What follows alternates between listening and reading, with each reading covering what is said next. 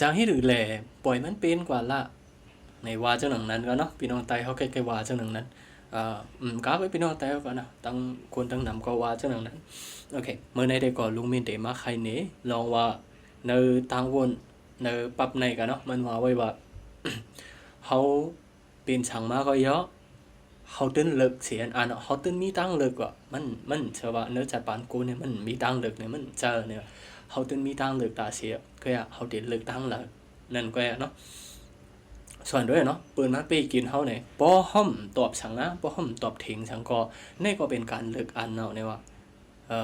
เหมือนจะหนังปืนมา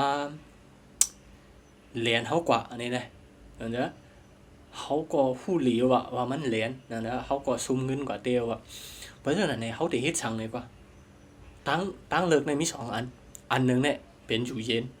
เนี่ยก็เป็นตั้งเลิกขนาดเป็นเนาะอันนี้มันว่าโกนเขามันตื่นเลิกก็มันตื่นเลิกเสียไม่มีวเนี่ย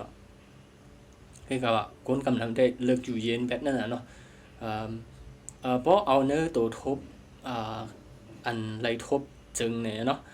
มือวันนั้นโอ้ยก็ลุงมินก้อนหนึ่งไรขามตั้งที่เมืองไทยในพี่น้องเขาหลูป่องใจว่าก็เปว่าเมืองเขามันสุกซากมากเลยเนี่ยกูนเจออันเฮ็ดกันอันเขาขวางตราเจอเนี่ยก็มันมีน้ำเหมือนจะหนังการเขาว่าอยู่ในออนไลน์เนี่ยก็เรียนกินเงินเปิ้นเจอในค่ะนะมันมีน้ำมาเด็กๆเมืองเขาสุกซากมากนั่นน่ะเจอในตั้งเมืองเขาอันว่านั่นเนี่ยเป็นเมืองโฮมตุ่มเมียนมาเขาเนาะยังมีไว้อันเขาห้องว่าสแกมคอมเพลเนี่ยกันเนาะเป็นเป็นดีอันเปิ้นการเรียนกินเงินนั่นน่ะเนาะอันเจ้านั้นก็เป็นก็เปิดการเมืองอะเนาะคิดก็ว่ามือวันนั้นเนี่ยโอ้ยก็ลงมีนก่อนหนึ่งกันเนาะจูคนไทยขอเนาะจูกาลัดตึงตำหนดนั่นน่ะเนาะว่ามันเอ่อเยเงินมันเนี่ยเป็นเยเงินก้นแหลมนั่นน่ะเนาะที่เด่นมันไรเรียนนะโอ้ยก่อนลุงมินเนี่ยมันเป็นก้นลูกเฮนก็แหละมันเป็นลูกเฮนเนี่ยมันเหตุการณ์ในจุมเดี๋ยวจุมจวยเถียมเปินนั่นก็เนาะเฮ้ยก็ว่าตำรวจเขาซ้ำขึ้นอึดเป็ดนั่นน่ะเนาะอึดจีเงินเป็ดไม่ลุงมินจะว่าน่ะเนาะว่าหยอกๆกันนะแค่ว่าเอ่อพอมันเฮ็ดช่างเนี่ยพอมาได้ปล่อยอันเป็นเยเงินมาในรูแล้วก็แล้วเนี่ยปล่อยให้เปิ้นอึดกันละลายเนื้อเงินมันมีเป็ดเหงนี่ว่านั่นน่ะปล่อยให้เปิ้นอึดกว่าละลายก็ได้เนี่ยเฮาตำรวจปีนโอ้ยก็กันเอาเนี่ยเฮาหยอกๆเย้าๆเลนจังนั้นก็แกขึ้นไม่ว่าหนูเลยอย่าไปปล่อยว่าจังนั้นเนี่ยมันเป็นการเป้กินมิยงไงเปิ้นว่าเฮาเป็นคนเมืองมานแหละเปิ้นเขาเป้กินเฮาไว้เนี่ยเฮ็ดจังนั้นก็เนาะแกว่า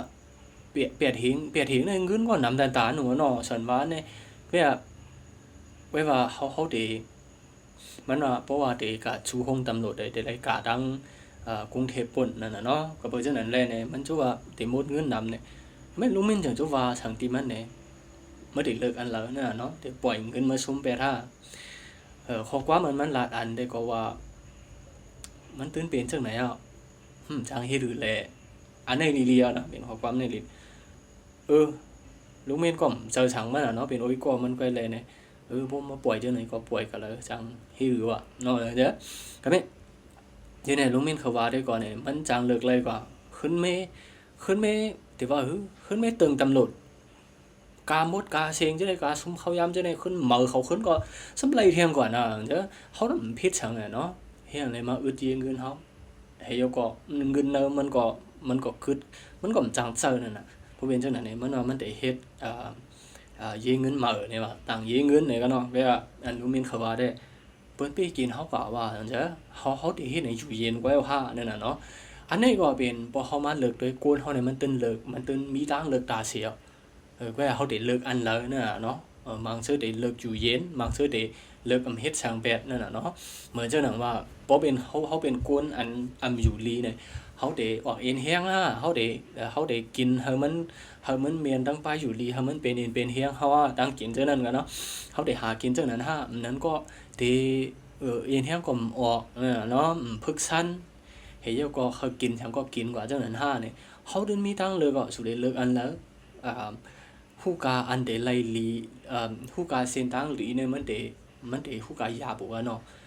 ก็เพราะฉะนั้นเลยเนี่ยแต่ที่ไล่ลองดีนั้นมันก็ยาผิวเยอะก็ว่า